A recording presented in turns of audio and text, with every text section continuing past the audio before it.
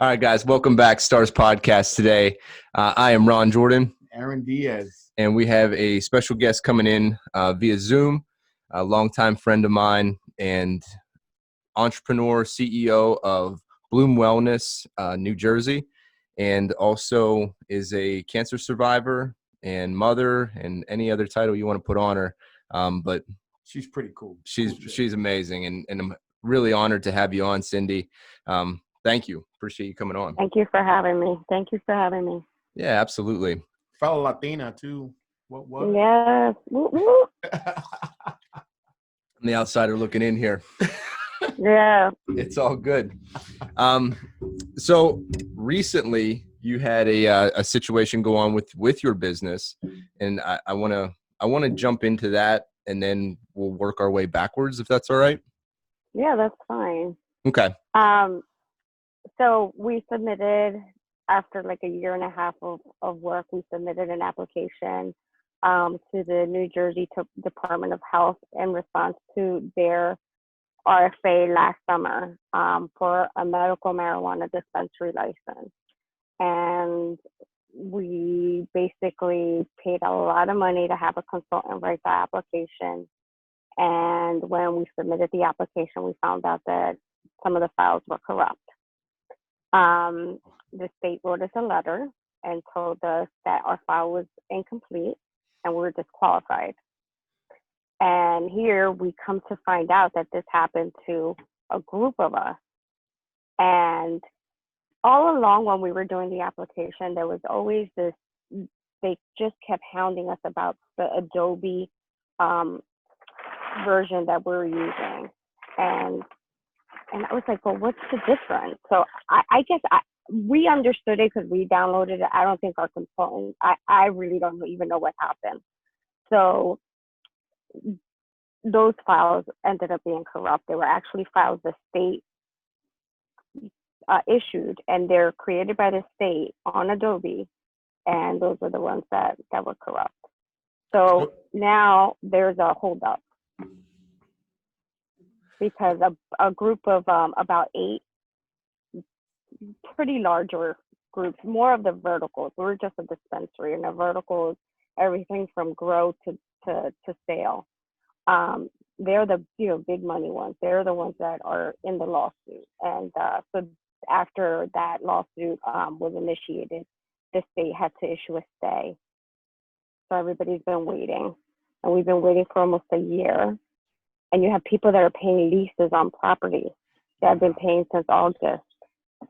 I mean, thankfully we're not in that situation, but we don't even know if the agreement we had with our investors are gonna, if that's gonna stay afloat, because the building, he was gonna build us a building, and if he decides he wants to get rid of that land, we're Yeah, you're kind of screwed then. Yeah. So can you explain what the dispensary is in that from farm to consumer? Like, can you run us through kind of the cannabis business? Sure. So in the state of New Jersey, there were probably about 3 or 4 that started, and they're called verticals, right? So they grow, cultivate, so they make all the products and they sell. When they did there was another round of RFAs in 2018, and there was a group of, I think, 8 that were accepted in that round. Now they were all verticals. So in the 2019 RFA process, they de-verticalized, if that's a word, the process. So you could go and apply for just a dispensary license, meaning you would just sell the product. You would get it from one of these already established ATCs, like they call them, and you would get your product from them and you just sell. And then there's people that just apply for a grow license. You could contract with them too, but it all has to be in state. You can't get anything from out of state. So like a storefront, right? Yeah, it's a storefront. Yeah, but there's, with medical marijuana, there's a lot of requirements. Right. And, I was watching like the riots in Philadelphia, and it's interesting because I know that for a dispensary, what the security has to look like. And how I know why they have all those measures is for stuff like that. So like you have to have the safe has to be, against a cinder block wall, things like that. So I mean, we had to go through that whole process to, and to show the state that we had a plan for all that. Kind But of like a firearms yeah, store, right? You need yeah, gated you have, windows. It needed to be cinder block. well, yeah, there's certain requirements for patients. Okay. There's a certain way you can come in. You cannot go out the same way you came in. So there's Oh, a wow. big, yeah, it's, and you cannot, it's not like a store like where you can walk by and you can say, oh, look at what no, you have a check-in, and then the product and where you get the product is behind a check-in window and behind the door. So you have to be buzzed in. So it's a process, but it's not So just it's like very a, a secure. store. Yeah, it is very secure. Yeah, I could only imagine how those could be prone to, maybe theft. People were just trying to. Well, Cindy, you mentioned Philadelphia, and you know somebody that's there has a Yeah, dispensary. I have a friend who I met through this, through the New Jersey circle here. Sure. And she's in Philadelphia, and she works at a dispensary there. I think she's the manager. And she posted pictures. They ransacked it. I don't know if I don't imagine that they were able to get anything because of the high level of security and how tight it has to be. Yeah, but they But yeah, still they broke in and destroyed it. tried. Yep, they destroyed it. They had to be closed for several days. Yeah. I could only imagine. God, Yeah. I just feel for all the storefronts that are being devastated by, a noble cause nonetheless, but still, it's like the It's the ruining of crazy. people's livelihoods is just beyond me to prove your message. It's something that I just don't understand, I guess. Right. And they're destroying their own town. They're destroying their own lives, basically, their livelihood. But, it's gotten a lot better. This week was really quiet. In Philly, I actually ventured over there this week to have lunch with a friend Oh, okay. indoors in her house, delivered. Nice. It's a Very weird situation.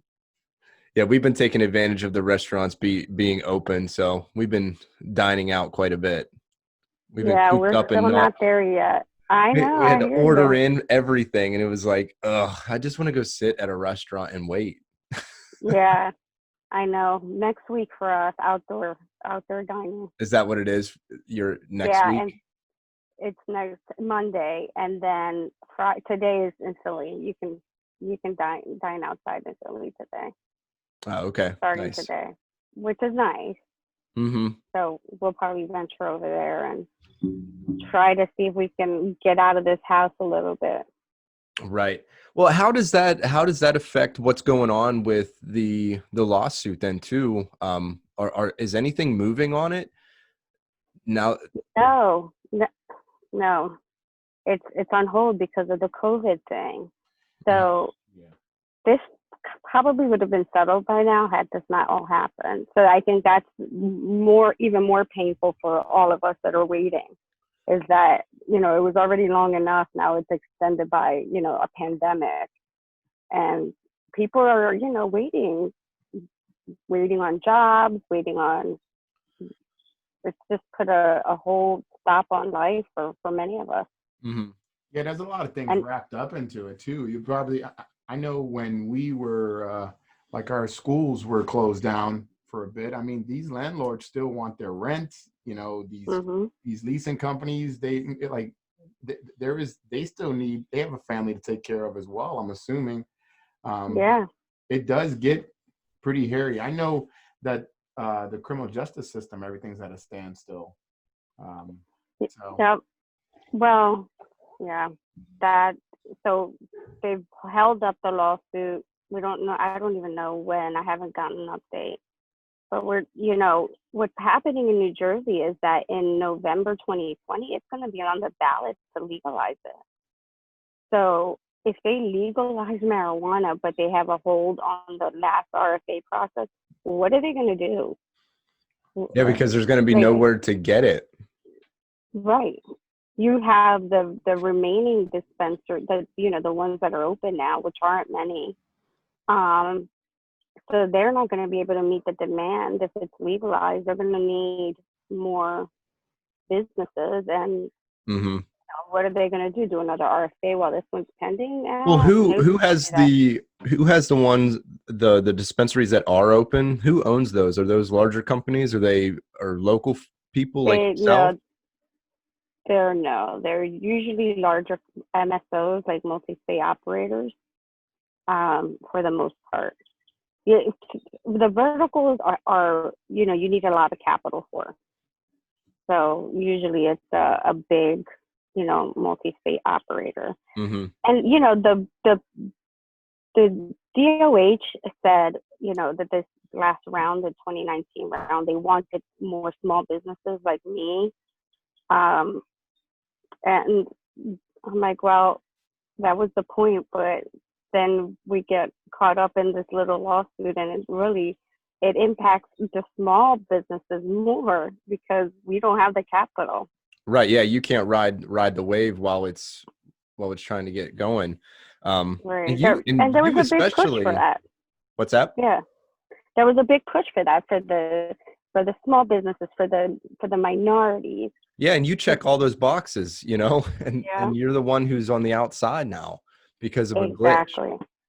Yeah, it's Exactly. just Yeah. So like, not to get all conspiracy theory, but do you think it's just to keep the out of towners or the big businesses there longer to make more money, or do you think it's just, or it really was a it was a glitch. glitch? And because there were what, I think 196 applicants? Yeah, it was like 94% of them. So like 6% of us had the problem, which is still a pretty big number. It wasn't just like one person that had the problem. There's obviously an issue with the Adobe or Right. something. So that's what the attorney that's leading the lawsuit is saying, that at least let us get in on our merit, or let us get reviewed. Yeah, Right. at least just let me resubmit the files. Right. It's not like Exactly. And we could have. anything's going to get changed. It's not like I saw anything from the other bids that went in Mm-hmm. to And it's change not anything. our files have our time, the date on them. So we know when we submitted, if we submit them, they'll see the date on them. So it's not like and we did actually, we appealed it. Well, not really. We asked for reconsideration, and we sent the files over, and we were denied again. Wow. Okay. Yeah. Yeah. Yeah. So okay. So how did you get into this passion? I mean, this is a real strong debate about what's good for people, marijuana or not marijuana, or we're just helping out the drug addicts. Like, there's what's your elevator pitch on medical cannabis? So my pitch is that, listen, I had breast cancer and couldn't eat because of chemo, had no energy. I mean, I lost 25 pounds. I had multiple surgeries, and I started to use medical marijuana when I was in chemo, and it was a fellow patient that introduced me to it. Mm-hmm. So I started using it, and I was able to eat and sustain, not lose any more weight. So it was helping me eat, no pain. So I was off pain meds after I had my double mastectomy within 2 or 3 days, because I was using the medical marijuana. Yeah. And those pain meds, obviously, there's a lot of side effects, not just the addiction. Mm-hmm. So with the medical marijuana, you don't have all those side effects. So it worked for me, and I was like, so that's it. Listen, I have, like I said, this arthritis on my knee right now. There's a topical oil that I put on it, and I did it the other night. My knee got completely better. I was able to walk around. My family they saw it swollen and they saw me limping. And then like 2 hours later, my husband's like, "Are you okay?" I'm like, "Yeah, it's fine." And he looked at it and he's like, "Oh my God, the swelling went down." I'm like, "I know. This stuff Amazing. works." Yeah. It does. And it's better than the painkiller. So Oh, why absolutely. not? The painkillers are just, I swear it's out to increase the pharmaceutical sales and to Oh, yeah. help those businesses and keep you just getting addicted more on that. I mean, I know veterans that were taking these pain meds and then they start going to shooting dope, shooting heroin, because Yeah. they all of a sudden they don't give them a weed off process. They say, "Hey, look, you're done. You know, you only get 60 pills, and this is what you get. Now what are you gonna do? Now Well, I got this taste." there's a big push with the veterans with the medical marijuana. There's a lot of veteran groups that are, trying to help legalize it because it's just, they need it. And they've gotten a lot of good results from using it in the veteran community. These people have, and a lot of the dispensaries do have veteran discounts too. Yeah. No, I think Yeah. that's a big thing. I think people, it just has a horrible stigma, and probably because how it's been classified as a scheduled drug, and it doesn't have any medical proponents, but we're obviously seeing that there is. Yeah. Yeah, I mean, there's a big push to deschedule it. And not only is Is it that a more problem. so the deschedulizing of the drug? Is that also so they can do more research on it? Because when it's a schedule, whatever Yeah. schedule it is, they can't do any research on it. Right. So they are starting to do medical research. I'm actually on a medical board for a group that's one of the finalists at the hospital I've been treated at to do the research. So they are allowing the medical marijuana to be researched. But here's one thing with the Schedule 1. You can't bank at a normal bank. Yeah. So you can't have credit cards for the company. You can't have any credit cards in the dispensary. You have to it's cash only, meaning the deposits have to be made throughout the day because it's a cash only business. You don't want all that money. There's a whole process for the armored car. It's crazy. If you had an HSA, like a health savings account that you could use, you have the card that you can use for prescriptions and stuff, you can't even use that. No, because it's not legal. Right. So unless even though you would have a medical card, it's money's set aside for medical reasons, and then you still couldn't access that. You could no, and it's expensive too. So that's another problem, because supply and demand, right? It's an eighth can run you $60 to $80 depending on where you are in the state. If you get it on the black market, it's a lot cheaper. Oh yeah. So that's another situation that the cannabis community in New Jersey has brought up to the Department of Health. Mm-hmm. Well, it's probably going to get what you pay for too. I mean, you don't know what you're getting in the other stuff, and this is some primo. I don't want to get all crazy, but this it's they have to have it tested in a lab. They have to pass certain requirements. And that costs money. Yeah. Right. So it all. You're right. It's you're all part of that closed loop. Stuff. Yeah. Yeah. So no mold, nothing like that. They have the insects, everything. They're tested for all of that. So that's where the benefits are.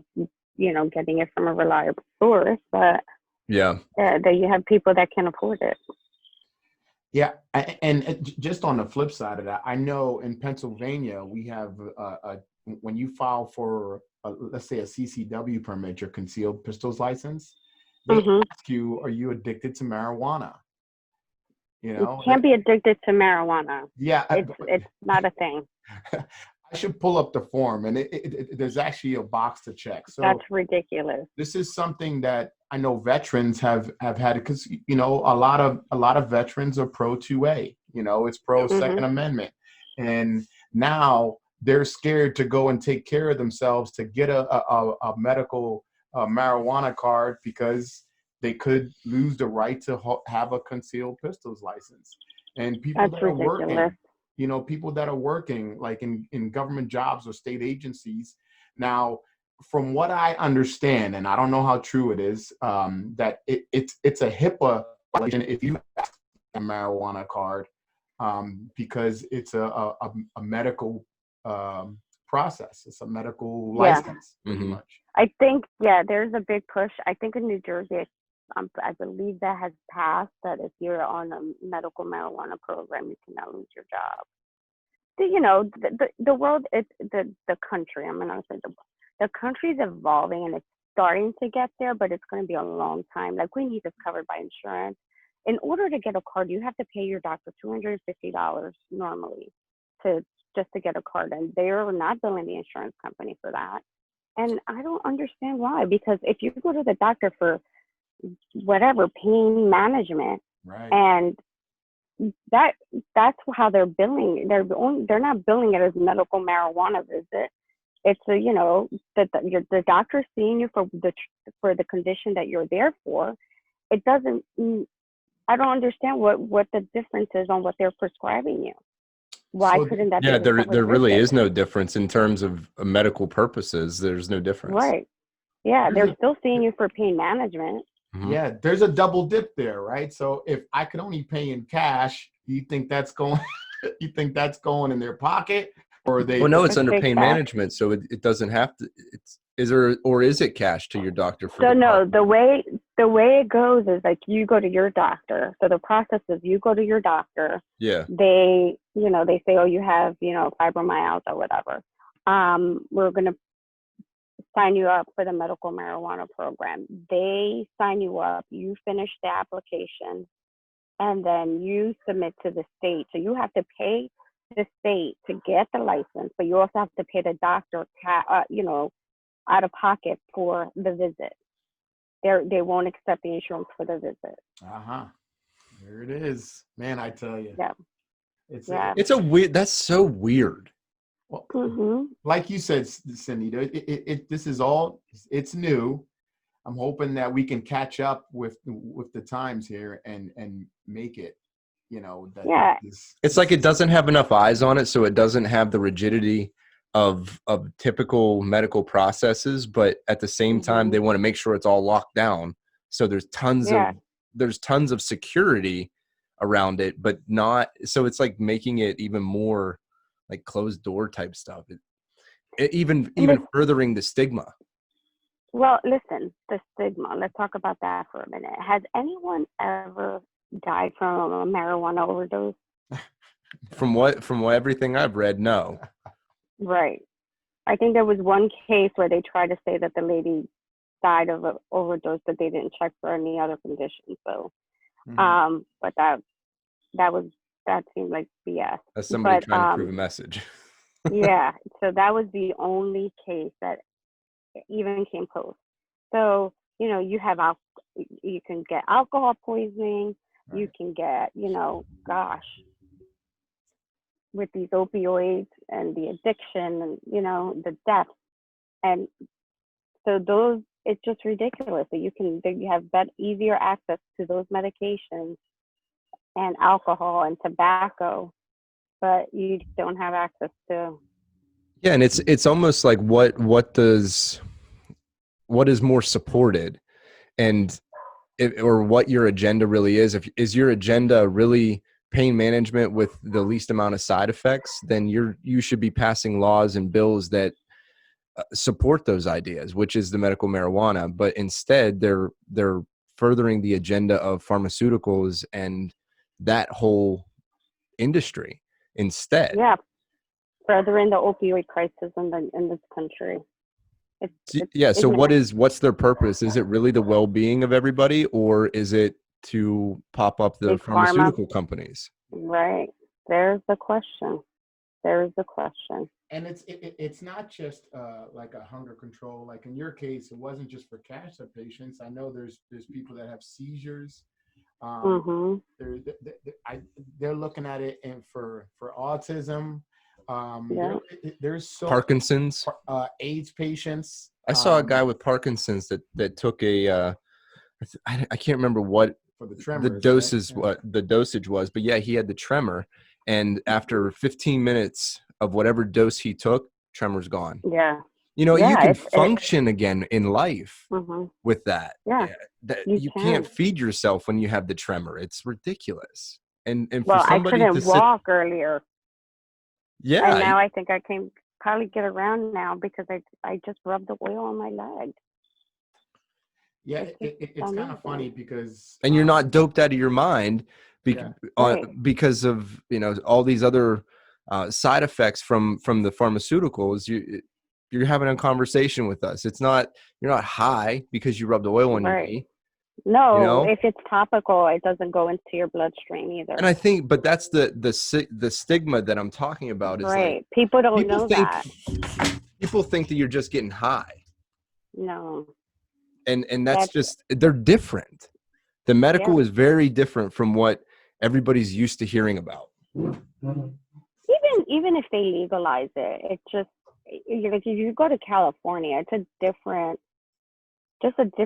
whole atmosphere there, and it's not like you're walking around and people are just high and all the time and stuff like that. It doesn't work that way, really. Yeah. And they show that the states that have it legalized have less of a problem with the underage population getting their hands on it.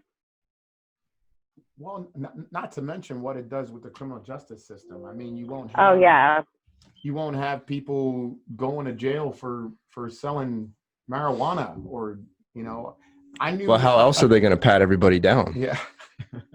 If they're not looking for drugs. I get on a soapbox with this stuff because that's a lot of story.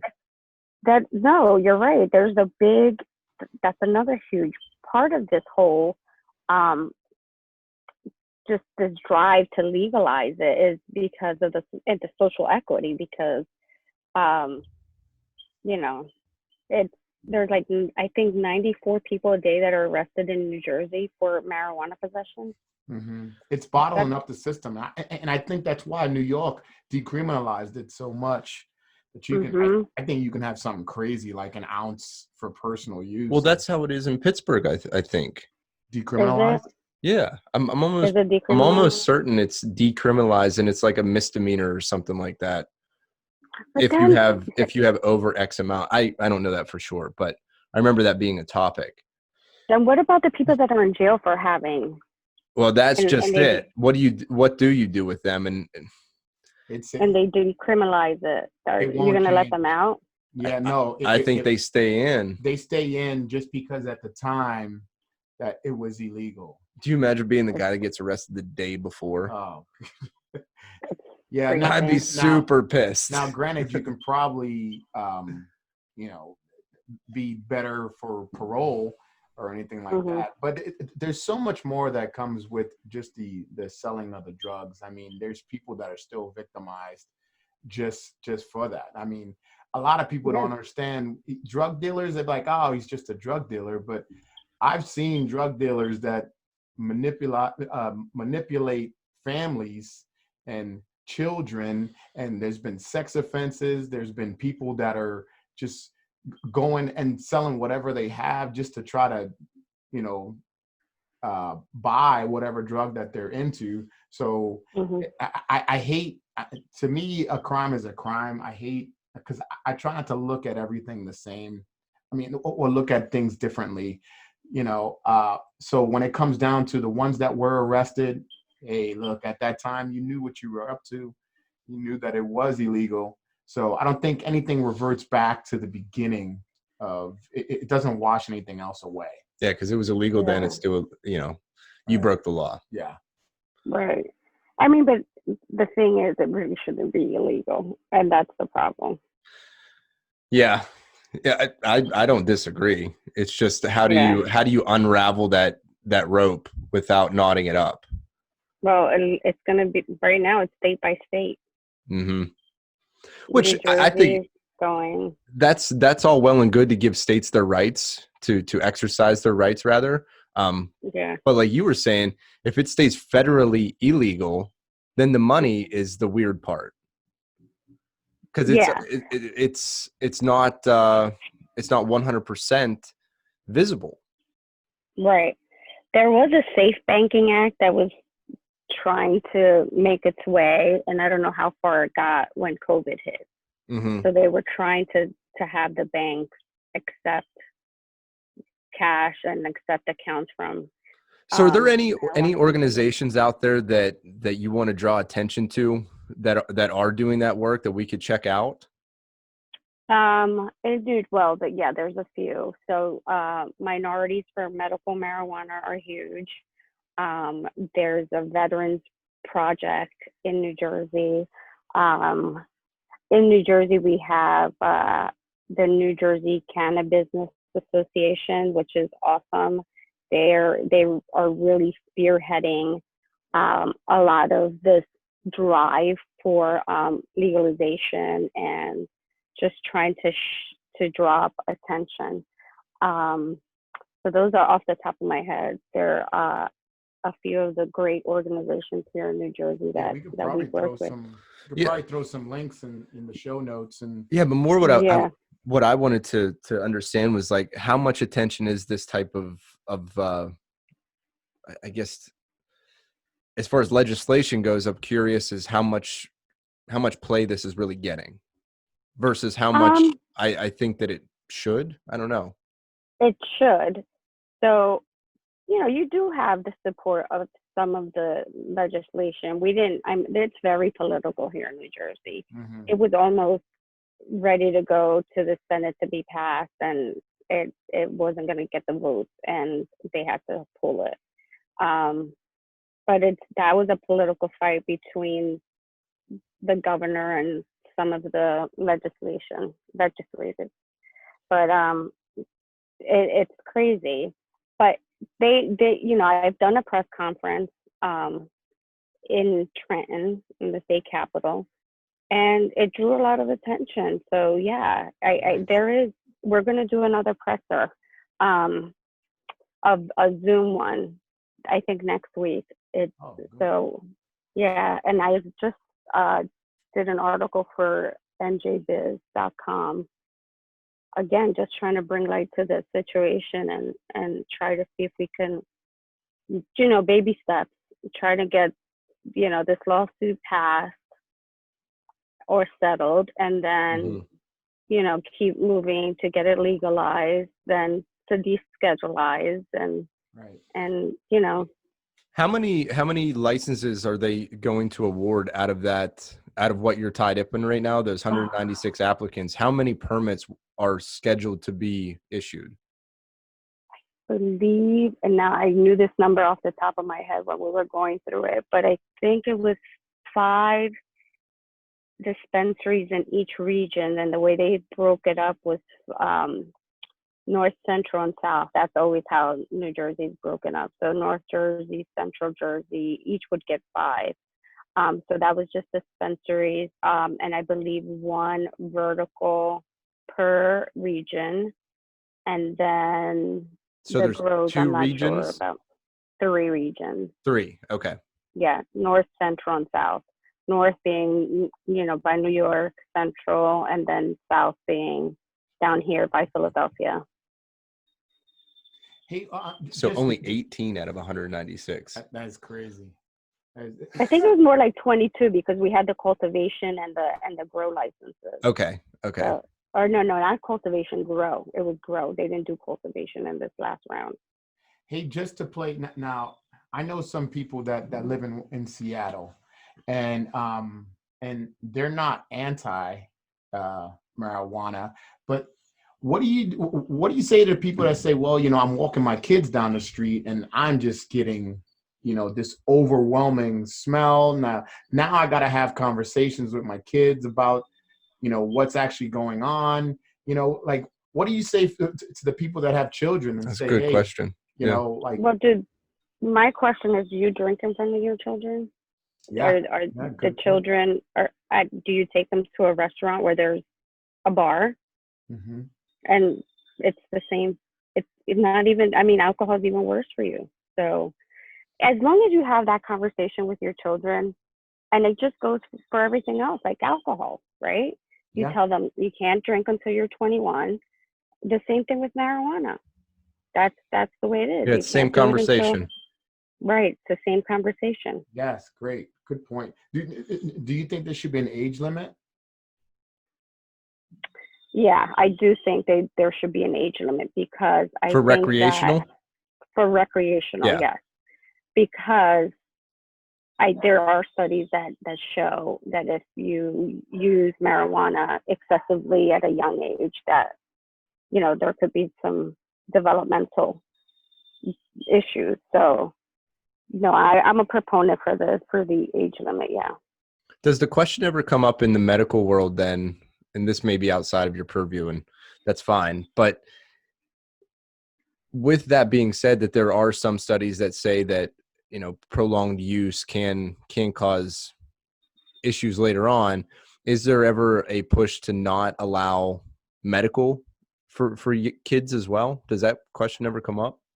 It really doesn't, because, well, not that I've heard of, Mhm. but I think that the conditions that the kids are using them for are worse Yeah.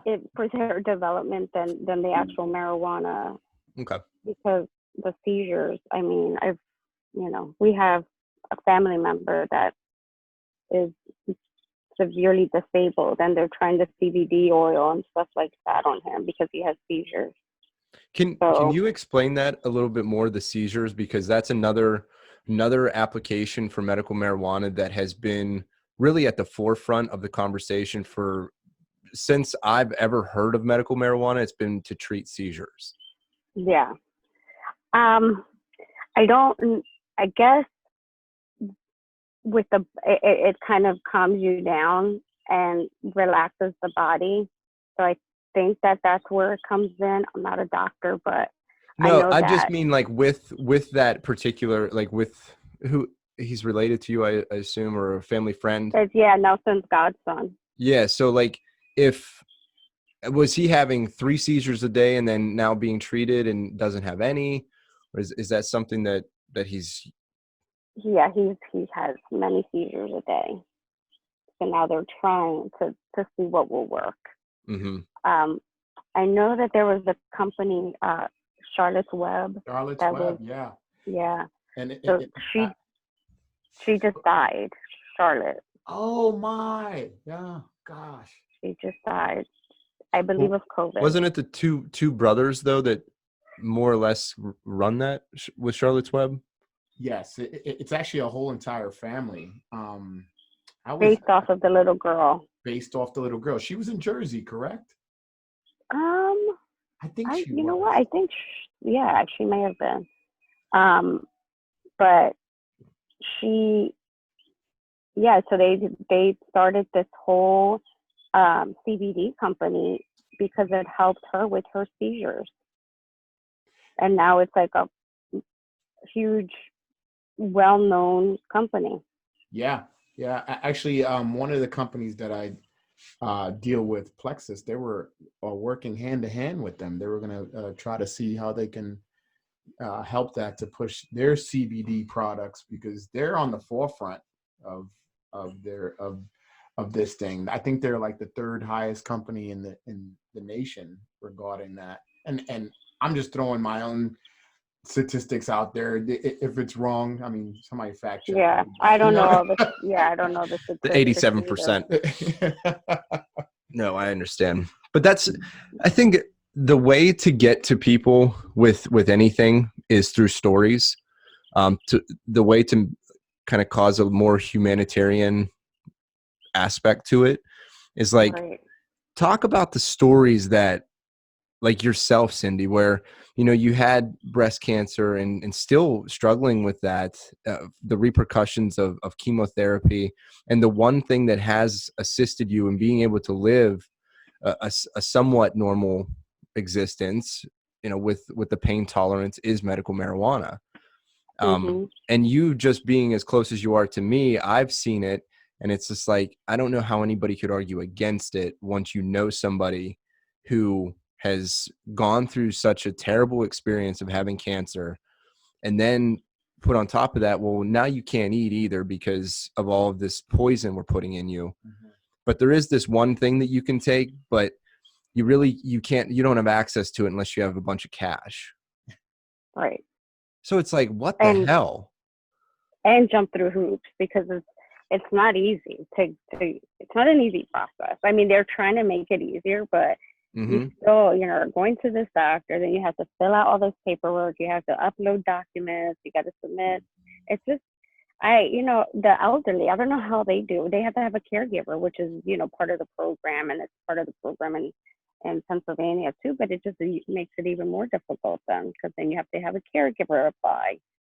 So it's, are there any organizations out there that are caregivers that specialize in medical marijuana process? No. So what a caregiver is in this reference is someone, let's say I'm immobile or I'm too sick to get my own medicine. The caregiver is the person that goes to the dispensary and is able to pick it up for you. Got it. But you have to go through a process of a screening process too to be a caregiver. Oh, you would, yeah, absolutely. You would have to be. So, again, the security measures. Right. You have to get your own medical marijuana card or certification. The person that you're getting it for is getting it. See, to me, that's so crazy, because I can go pick up prescriptions with just the date of birth. Yeah, I know. And exactly. It could be any prescription. I just need to know your date of birth. And then as soon as I confirm that, boom, here's your pills. Yeah. For anyone, I could, yeah. Yeah, like I could go pick it up for 20 of my neighbors. I don't know if 20, maybe they might flag me for that. But you get what I'm saying. Like, yeah. All I got to know is date of birth. Boom. Date of birth, first name, last name, here's your pills. Right. You're telling me that they need a medical card and go through this whole entire security process, and that's a bunch of baloney, man. It goes back to the criminality aspect of it, like it's furthering that stigma. Yeah, it's still an illegal drug. It's still, you bad marijuana holders, like it's just it makes it hard that you have to jump through these hoops because it's still illegal. So Cindy, I think I know the answer to this question, but I want to hear your take on it. Is why are you still doing this? Why are you still, after all of the jumping of hoops that you had to go through, and now this glitch comes up, and you still, at the end of it, you may not get a permit because there's 100 and some odd other people applying for it. Why continue down this path? I started with the whole, the firm belief that it really is beneficial and I knew for me it was beneficial, and I knew a few other people. But when I started on this journey and I started to meet the many people that it's helping, the veterans, trying to push for the social equity because of the minorities, just the amount of people that you come across that they say, I couldn't walk, this has helped me, that, and the whole political side of it too, like let's legalize it, so that I have a bigger passion now than I did when I started, because I know so much more. You have so much more of a personal connection with all these people too. Yeah, I do. And I guess you start to wonder, why did I get sick? Why me? When you get something like a cancer diagnosis. And not to say that this is the epiphany, this is, oh my God, this is why I got cancer. But it's given me the push to really support this and try to make a difference because of the story behind it too. Now, so okay, so what made you this person? Because now you're like, hey, that's it. My fist in the air, I'm running, I'm going. Seeing Cindy in business magazines and stuff. Like I am I'm so proud of you and so proud Thank to say you. you're my friend. Like, I think it's so cool what you're doing. But yeah, just as Aaron was saying, like, where's that passion coming from? Yeah, well, like Other than like what we're sparked trying this? to help everybody, You but know, because these are the type of things that that mindset. that people of color need to see too. You know, these are Yeah, like, hey, look, we didn't all have opportunities, but we don't sit back and get kicked in the face, man. We go that ahead and we is, do it. Yeah. yeah, that's definitely a big part of this. I always say there are not many people in this industry that look like me. That's what I'm talking about. Well, and you're what, Yeah. second generation? Puerto Rican, yeah. My Yeah. parents are, my dad was born in Puerto Rico. My mom was born here in New York. So I'm, you know, I beat cancer and I felt like, wow, I got a second lease on life. I have to do something with it. And I think this is it for me. I think this is what my path is going to be, because I believe so wholeheartedly in helping others and just trying to make this industry less stigmatized. Yeah. So take me back to like, did you grow up in New York? I was born in the Bronx, and we lived there. I guess I was till I was 5, and then my dad moved to Philadelphia for work. Your dad So moved we to all moved Philadelphia, and then so you grew up in the Philly area, and I mean, North Philly. there I was, grew up in North Philly. yeah, so like Badland area. I mean, like what? Yeah, yeah. I did. I grew up in a bad neighborhood, and you don't know how bad it is until you're out of it. Right. And yeah, I grew up. Yeah, there was drug dealers on the corner. Yeah. Um, we moved out of that area when I was 13, but we still stayed in Philly. Yeah. Yeah, I grew up poor. Yeah. So then, all right. So you grew up poor. I'm just trying to set the foundation because I think me and you got the same narrative, right? So you grew up poor and you realize, hey, look, this is not. I mean, at 11 years old, I'm looking at the projects. I was like, this is a jail. This is a jail for me. Yeah, Like I need to get out yeah, of here. This is not me. I got so much more to give. I didn't know what that was. You know, like who at 11 thinks like that? Like you, who at 13 is like, nah, this is not the move. This is what we're gonna do. So like when you started to go through, because you're college educated, correct? yeah. I didn't finish though. Yeah, no, I went to hey, Temple. yeah. Yeah, Went to but Temple. listen, You go ahead, go ahead. it just everybody has stumbling blocks, and I just didn't have. I was like, I'm not gonna go to. I'm gonna get a job because Yeah, we were just poor. Like we needed the money, and it was hard doing both. And I was like, I'm not gonna do it. And but it's thankfully I've been able to succeed, not having that piece of paper. yeah, yeah. No, I'm with you. No, I didn't finish. I got an associate's degree. But that's the You best know, part too, is like yeah, like both of life you experiences now both of is you making have you a great leader. yeah, you have you have businesses that you've built, but you're not quote unquote college educated like everybody thinks that you have to be. So I think Mm-mm. that's an important message to also send. It's like you don't Yeah, have to have what society tells you to have in order to get to the end goal, which is, you guys owning your own businesses. It's like there's a different way to do it. There's other yeah. options. You don't have to go No, that path there is, every time.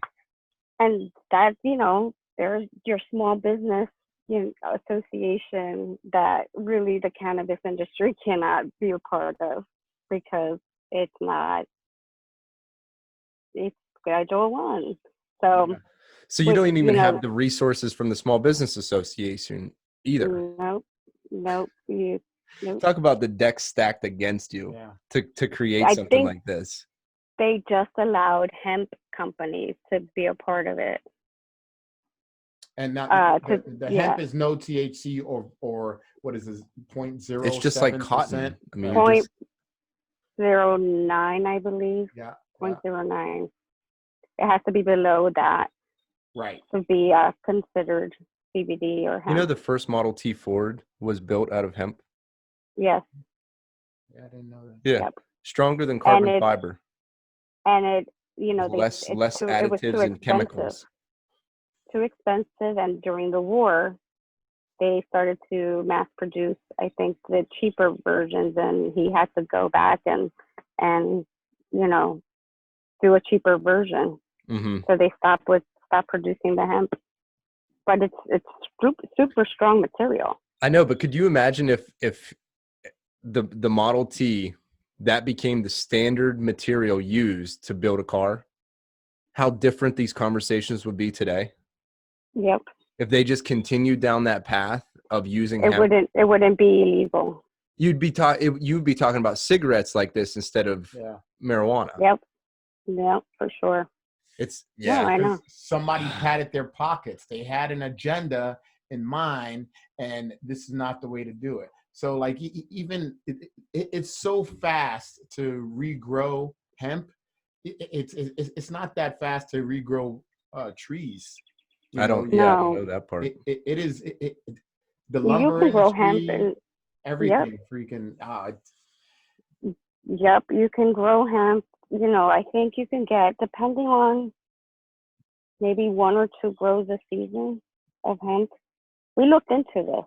Yeah. We looked into hemp growing because with the whole stall of this license, we thought there was a big push for hemp and hemp growing, and in the state of New Jersey was legalized to grow hemp. We were one of the few that the Department of Agriculture that passed the bill with the Department of Agriculture. To the state of New Jersey, you're allowed to grow hemp now. You just get a license, and it's a lot easier process than the whole marijuana process. And it is pretty, you know, viable industry. Yeah. And people are starting to smoke hemp flower, the CBD flower. Mm-hmm. I mean, so even, paper, toilet paper, any kind of paper products. Yes. I mean, we've seen flooring. How many? So, do you think that there would be a play? And this is just me kind of shooting the shit here. Would there be a play for a paper company to transition from using paper to just hemp to make products at some point, or is it interchangeable rather? You can. It's just expensive right now. Right, but if there were more of a push to use hemp-based products, there would be more hemp. So it could bring the kind of just the economy of scale of it. It could equalize it. Yeah, it could. So that's how movements happen. That's how you get in on the front end of stuff, is like you just make it like you're doing right now. You just keep pushing the agenda and keep pushing the awareness of it, and being in on the front end, it's always beneficial. So that hemp business is we did a lot of digging and next up and coming. You know, and it's easier process than the actual dispensary license. Yeah, because it's the Department of Agriculture, not the Department of Health. The process to apply was super simple for growing. It was a couple pages, not like, you know, the 100-page and then some medical marijuana application. Hey, so paint me a picture if this whole thing blows up in your face. You know, like, what's next? Something. Hemp. Like, you're not going to just sit back and be like, you know what? I failed in the movement. I'm just going to stop right here, right? I think, no, I will keep going. We'll try to apply again, you know, right? What will be the whole, you got to try. Because now what we know the process. We've learned so much from the last round that, you know, you take that knowledge and run with it. Yeah, you don't just stop now, right? Just because opportunities are in front of you, you don't just just because, you know, doors get closed, you don't stop and be like, you know what? Look what the man did to me. You know what I mean? Right. Like, I'm not just going to sit back and just take that. Look, like, I'm going to try a different way to make this happen. And this, I just had this conversation with some people this week, and I was like, I'm not going to blame nobody for for trying to put my foot, on me and be like, no, you can't make it. But like, you know what? I can't make it here, but I bet you I'm going to try to make it somewhere else.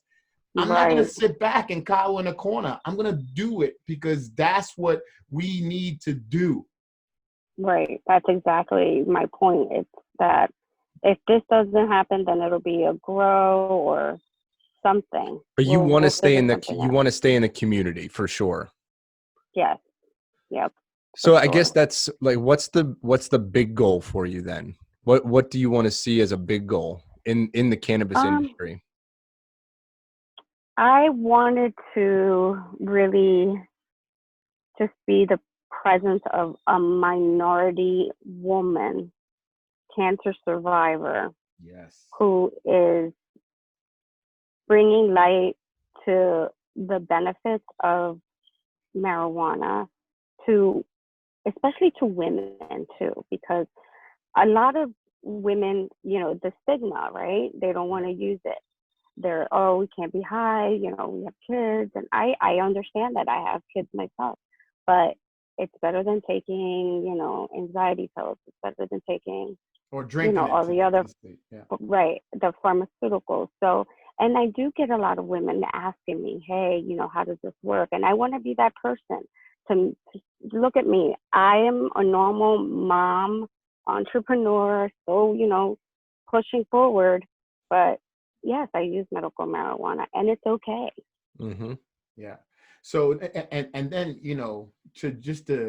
I think the people of a lower socioeconomic environment is going to be more of a detriment if this doesn't get passed. Because if you don't have the money to take care of yourself, to pay for these expensive products that could help you, it's more beneficial. Like you're gonna not get it, and you're gonna go to big pharma, and the government's gonna be like, yeah, sure, no problem. We won't give you medical marijuana, but go take these Percocets and all these other opiates. And that's where it becomes not only a detriment to just people of color, minorities, everybody, because of where we're at in this, economic crisis. You see where I'm at? Right. Yeah. Because listen, you have health insurance, right? You can either take the Percocet, which is covered by your medical, your pharmaceutical insurance, right? Mm-hmm. And it's free. So or you have to go to the dispensary and go through all these hoops and pay, above $50 for your medicine. Yeah. There's usually nothing cheaper than $50. It's usually, and that's a no-brainer for somebody who's on a tight budget. I'm going to take the free stuff. Yeah. So, yeah. Oh, God. Agendas. I swear I can go down this rabbit hole all day. Me too. But it's because it's an easy story to go up against. It's easy. Yeah. Hey, Cindy, man, I'm all about it. Let me know what I could do. I'm there. I'm with you. Thank you. Yeah, absolutely. Just the support and, just to bring light to the situation and just make a little bit of noise right now. Because especially with this whole social equity piece of it too, and this time that, these times that we're going through right now, like, come on. Yeah. Let's move it forward. Let's let everyone have access to the medicine they need without having, to pay hundreds and hundreds of dollars, Yeah, and take the stigma off of it. A lot of regular people that we know every single day have a medical marijuana card, and you don't even know about it. Yep. And they're leading normal lives just like you are. Employing hundreds of people. And there's paying taxes, like they're regular people. Here's the thing. Legalize it. Do you know the tax money you're going to get from that? Well, that's what I was whenever I was out in Colorado, on the news, the teachers were striking because of all of they were the third worst as far as pay goes for teachers, but one of the richest states per capita. And it's simply because of the tax revenue from marijuana, recreational and medical. Exactly. When I was See, out that there, was it was another point of pay. insanity, the amount of Mhm. houses, condos, and stuff they were building. They said that they can't build fast enough. Wow. Look at that. And It was the state of New absolutely Jersey could use that. incredible. Right. I'm like, why? Why? And Exactly, let's the go tax furthermore, like revenue. the from the recreational side, the tourist business that could bring in for you, the Mm-hmm. restaurants, the art music, like all types of things like that. Whenever I was out there, they did a bus tour, and you could smoke whatever you wanted to Yes, on the I heard bus, that. and then you would go and they would travel around to all these different restaurants, the ball game, all types of stuff. It's big in Cali. Mm-hmm. They got wine pairings with certain bud. You Yeah. know, like Nice. So it's just like, I Yeah. don't know. I feel like people are blinded by the stigma and they're not seeing the Mm-hmm. other side of this, where if you're a business person, like, I don't see how you argue against this. Right. As a business person, like, there is so much money to be made on Exactly. Think about the all avenues. restaurant when you're, what's the side effect of smoking marijuana? The Right. munchies. Right. yeah. But It's the same that reason would, it helped you so you can eat. yeah, so I could eat, and it does it. That's going to boost the restaurant industry. Hmm. We've always talked about that. Not to mention, like, if you legalize it, you're also going to save money on all these arrests, and you know how much money they spend a year on, convicting these people for possession. Oh yeah. It's Is there a number to it? There is, and I'll have to get it to you because I know that it's public information. hmm I mean, not to mention like And put that money elsewhere. the only money that there is like court costs and people paying fines off of marijuana. Well, Mhm. but that would be a loss of revenue for the state. Exactly. Yeah, but they're You can also increase spending it. so much money Right. Yeah, so like on that's the other part of it. Yeah, speak to that, Cindy. the money that they're spending on prosecuting, and aren't they saying that the jails are overcrowded, and Hmm. and there's a problem with that too? Yep. Absolutely. It's a no-brainer. Why spend all this money to prosecute for possession of minor possessions of marijuana? It makes no sense to me. Yeah, eating up everybody's time when there are other people out there causing much more mayhem in the world and not being prosecuted. Not to mention the interaction with the police, right? So we've seen Right. how things are swaying in this area. Ooh, I like where this is going. And now you don't have that interaction. They're not running from you. They're not hitting other Yes. cars. They're not getting into fights with police. Like, hey, look, all I'm doing is just smoking, my man. Like, let me Right. be. Like, it's really like I'm cool. I'm not doing anything to Right. anybody. But now it's giving you probable cause to come talk to me because you smell Mhm. marijuana. Now it's giving you probable cause to frisk me because of marijuana. This interaction now becomes more volatile, not only for the people that they're interacting with, for the police as well. Mm-hmm. Right. Yeah. Those policemen might have that agenda now of what they're trying to prove. Like, oh, I smell weed. Because what's the first thing? I know, me being a POC, I get pulled over, my windows go down, my lights go on, and all of a sudden I got a head popping in my window like, I smell marijuana. Are you kidding Right. me? No, you don't. There's no marijuana here. Sir, could you step out of the car? All right. Well, here we go. Right. Right. And these are it's really it's hitting me a little bit because I have to have these conversations with my son. Yeah, we've had them with our son. We have Like, a 22-year-old. Yeah, like, what do you do getting pulled over? My son's about to drive. Look, son, you don't fight with the cops on the side of the road. That's not the place to do it. Keep your damn mouth shut. Do what you got to do. Take your ticket and roll. Roll all these windows down because they're going to run your license plate. It's going to say Diaz at the end of that name. How many Diaz's do they know in Mercer County? It's not very many, right? So, like, he's not even from here. Like, who is he, right? Now it gets a little more. And I'm not saying, please, I'm not going against police. I'm not going against, this is just We the all life have that we all have bias. This is just the life that we have. This is because of my last name, because of the color of my skin, you know, like I'm treated differently. It's just, it is what it is. And not all interactions are horrible. I'm not saying that, you know, but these are just parameters. The fact that I have to have this conversation with my son, that's what makes it horrible. Right. No, we had the conversation with our son, our 22-year-old. He looks the part. So we have, you know, he knows. And it's scary. And that is part of this whole movement. It's because of the amount of minorities that are getting arrested for possession. I believe it's like 11 times more for Black people to get arrested for possession. Yeah. And the number that they spend in New Jersey for a prosecution is 143 million per year. Oh my gosh. I just checked my notes. $143 million to prosecute over marijuana.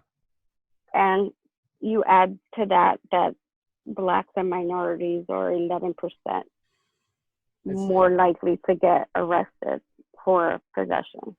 Right. And you know what? We got a cop a plea. Well, I'd like to know how many dollars are being paid back to the state on fines and things like that from that 143 million invested. Because as a business, like if I'm putting 143 million dollars, my return better be more than 143 million dollars. And if it's not, why am I still doing that? Yeah. Exactly. That's a good question. Because if I invest $143 million into legalizing marijuana, I guarantee you my ROI is going to be more than $143 million. Yeah. So why are we not paying more attention to it from a business point of view on ROI than just all of these feelings about how you feel about it? You want to just talk about dollars and cents? It makes sense. It absolutely does. And that's a great point. You know, not only is it great for you and less side effects than big pharma, let's get off of that soapbox. Let's talk about it from a dollars and cents perspective and return on investment. Boom. I mean, that's an argument you cannot argue with. Right. It's a no-brainer. And here's another, going back to the social equity piece of it. You know, if you have a drug conviction, you can't get a job. Nope.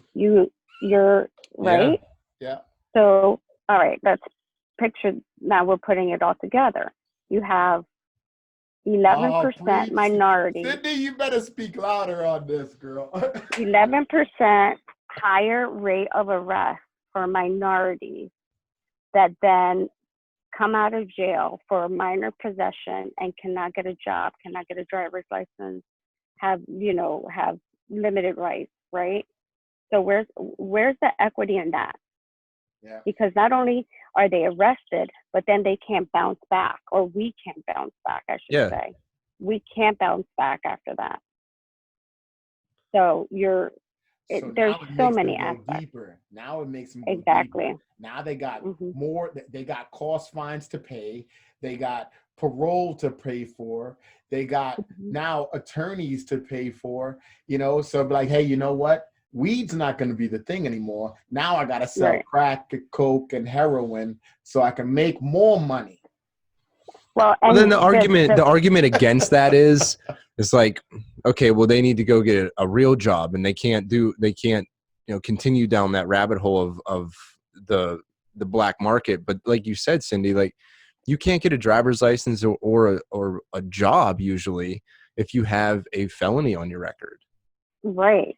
And here's the thing, 9 out of 10 marijuana arrests are from people that are using it, not selling it. Right. Okay. So I like it. It's a great statistic. Yeah. So, you know, people and good for the sellers too. One seller per 10. Right. But yeah, so that's, that just adds to the whole problem.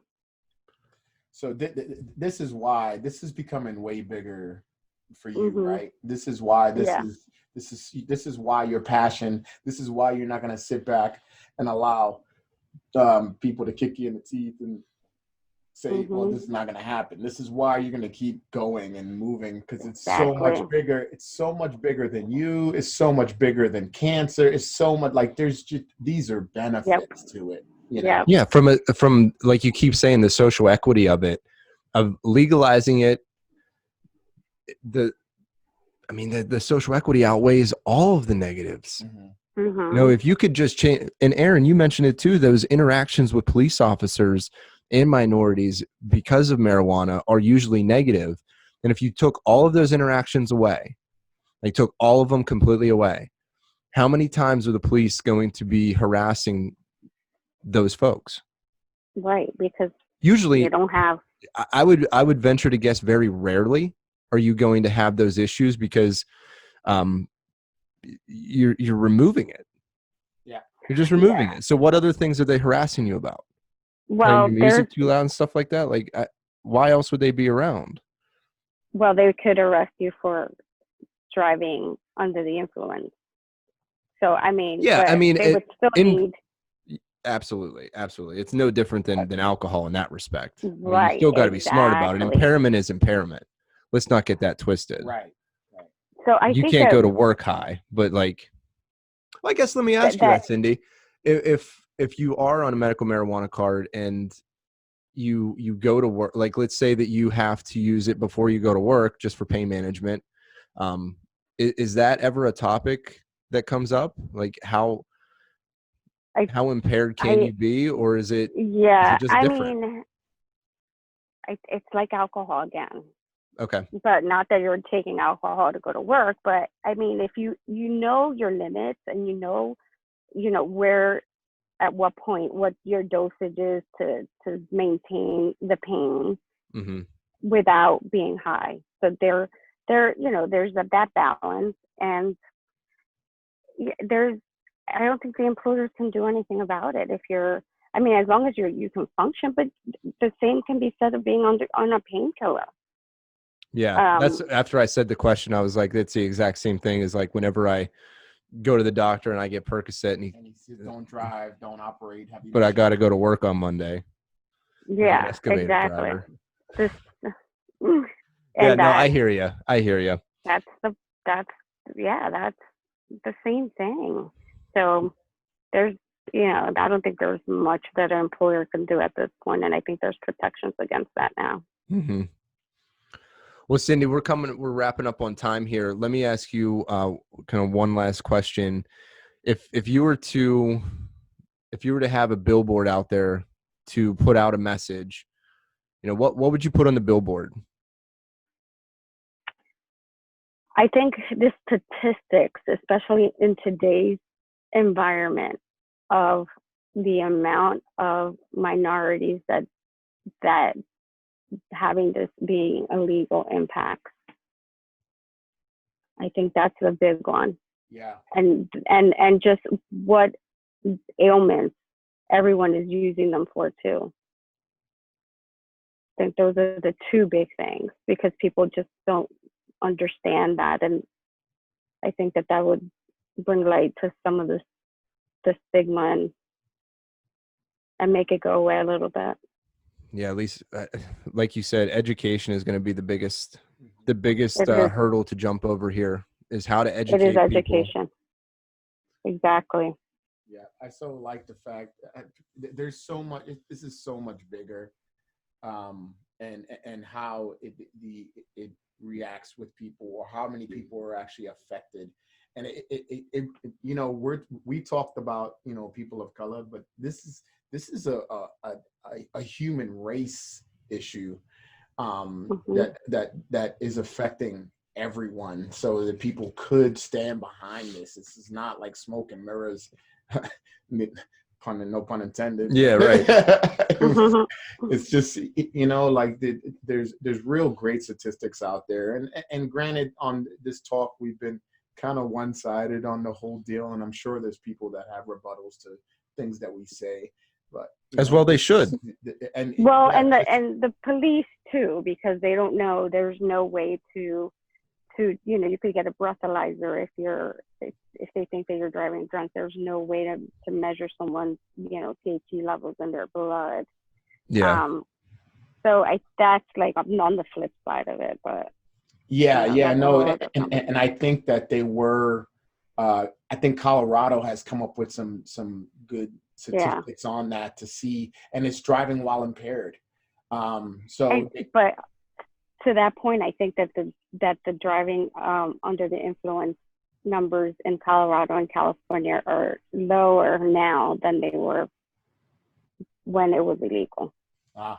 Okay. That's interesting. That is interesting. I never knew that. Because it's more socially accepted. I mean, they ain't got to hide it. You ain't got to like go to your buddy's house and then run back home real quick before, kids get back. You can hang out. Yeah, that's true. It's just like having a glass of wine on the back deck on a Friday afternoon, Instead, you just have a cigarette and enjoy the evening. Yep. But all right, Cindy, thank you so much for coming on. Where can they find more about you and more about Bloom Wellness NJ? We have a website. It is bloomwellnessnj.com, and we're also on Instagram, Twitter, and Facebook. Sweet. Awesome. I'll follow you now. There we go. All right, Cindy, thank you so much. All right. And take care. Thank you for having me. Hopefully we'll see you over 4th of July weekend. I'm hoping. I'm trying to work something out. All right. I won't hold you to it yet. Okay. Tell the family I said hello. All right. Will do. Thanks. Yep. Bye. Bye. Thanks.